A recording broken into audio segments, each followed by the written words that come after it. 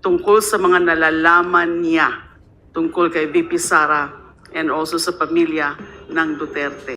I wish to inform this committee that sometime in November 2025, I received a letter dated November 17, 2025, a handwritten letter from the resource person, Ramil Madriaga. Sinabi rin po sa akin ni Attorney Palad na nung time na yon, I think it was later part of November or a few days after November 17. I don't exactly remember the time or the exact day.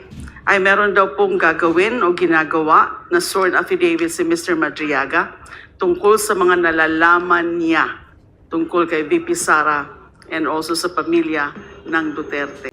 Of course, I was curious, but I told Attorney Palad na gusto ko na munang makita yung sworn affidavit na yan tungkol sa sinasabing marami siyang alam tungkol sa kay VP Sara at ng pamilya Duterte.